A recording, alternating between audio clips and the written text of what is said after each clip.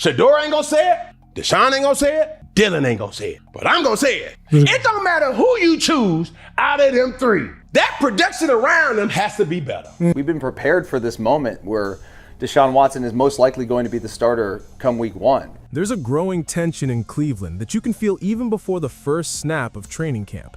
And it's not coming from the defense, not from the front office, but from the quarterback room of the Cleveland Browns. Because every conversation right now keeps circling the same uncomfortable question. Is this still a real competition between a former franchise cornerstone and the future of the position? Or has the answer already been quietly written? And that's where the latest wave of commentary hit like a hammer. Former star receiver Cam Newton recently weighed in on the situation, and his tone wasn't soft, it wasn't diplomatic, it was brutally honest in a way that cuts through the noise. His message wasn't about hype or potential or media narratives. It was about structure, support, and reality. Because when you strip everything down, quarterbacks don't survive on talent alone. They survive on everything around them. Do you know, can I give you an interesting statistic about the Cleveland Browns? Oh, okay. About that, yeah. They're the only team that doesn't have a logo on their helmet in the National Football League. Yeah, I know. You didn't know that, Peggy. Yeah. Who else got it? Now, that conversation becomes unavoidable when you look at the situation surrounding Deshaun Watson, who is once again at the center of a quarterback battle that includes rookie talent like Shedeur Sanders and developmental pieces like Dylan Gabriel. On paper, it looks like a three-way competition, but in reality, insiders, analysts, and even sportsbooks are starting to lean heavily toward a familiar conclusion. Watson is still the leader heading into the season. And that's where things start to split between perception and execution.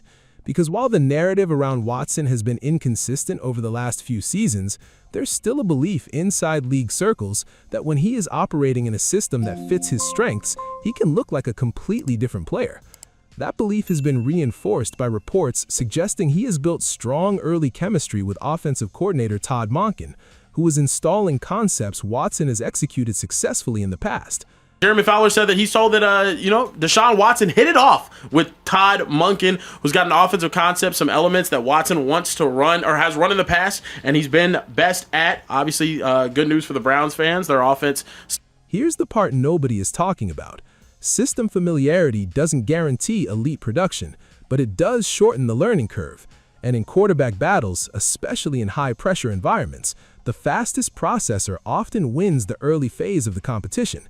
That doesn't mean the job is locked in, but it does mean momentum starts forming long before the public sees a preseason snap. And that momentum is already showing up in how the market is reacting.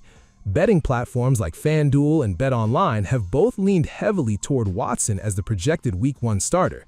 In some cases, he's listed as a clear favorite over Shedeur Sanders, with rookie odds significantly higher, signaling uncertainty around whether the transition happens immediately or later in the season. When Jerry Jeudy came out of the University of Alabama, he was a top 10 pick. Yeah, he was supposed to be the guy. The production that he had in Denver, in the famous words of Kendrick Lamar, it wasn't enough. Yeah.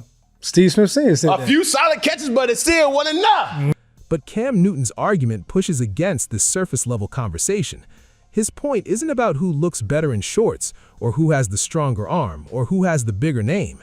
His point is much more uncomfortable for fans and analysts alike, because when you break it down, even elite quarterbacks, names like Joe Burrow, Josh Allen, or a healthy Patrick Mahomes, cannot survive without structure.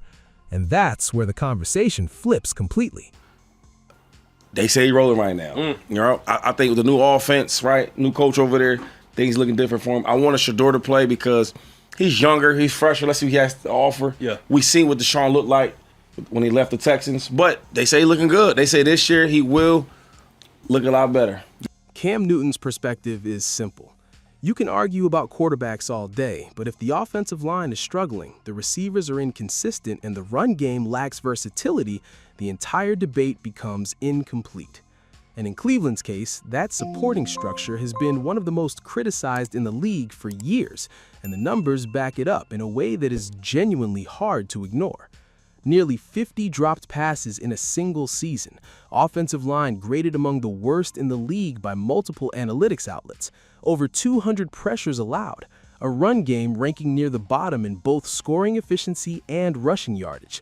That is not just a collection of bad statistics. That is a structural problem that has been dragging this offense down for multiple seasons, because when the pocket collapses early and often, even the most talented quarterbacks are forced into rushed decisions, broken timing, and shortened reads. And then the blame lands on the quarterback instead of the infrastructure that failed him. Here's the part nobody is talking about. This is not really a pure quarterback battle. It is a roster evaluation disguised as one, because no matter who wins the starting job, whether it's Watson, Sanders, or Gabriel, the underlying issue remains unchanged. The supporting cast must elevate. Otherwise, the quarterback becomes the easiest scapegoat for systemic problems that have nothing to do with his ability. Cleveland has been caught in that cycle for years, and until the infrastructure genuinely improves, the cycle does not break no matter who is taking snaps. That is exactly what Cam Newton was pointing at. He was not just defending quarterbacks, he was challenging the idea that any quarterback can thrive without real structure around him. Blaming the signal caller without addressing protection, receiver consistency, and run game versatility is incomplete analysis. It is the kind of thinking that burns through quarterbacks without ever fixing the actual problem, and Cleveland has been making that mistake for far too long. This is also where Watson's experience becomes part of the argument again. Supporters point to his history of high-level production and argue that if he can regain rhythm in a more structured system, he gives Cleveland the highest ceiling right now. Critics counter that relying on past performance is genuinely risky when the league evolves every season, and the recent inconsistency cannot simply be ignored. Meanwhile, Sanders represents a different kind of hope entirely: fresh start energy, developmental upside, and long-term projection. But projection does not win Week 1 jobs automatically. It wins opportunities, and opportunities in NFL quarterback rooms are always conditional. So now the real question becomes less about talent and more about trust. Who does the coaching staff trust to execute under pressure? Who can minimize mistakes in critical moments? Who can operate the offense when everything around them is not perfect? Because if you listen closely to how insiders are framing this situation, there's a subtle but important shift happening.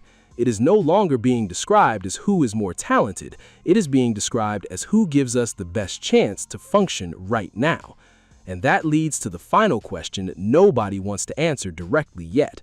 If Watson starts Week 1, is it because he truly beat everyone out in a fair competition, or because experience, money, and organizational structure made him the safest choice in an offense still trying to find its identity? Because depending on how you answer that question, this is not just the quarterback battle anymore. It's a reflection of the entire direction of the Browns franchise, and Browns fans deserve an honest answer to that question before the season kicks off.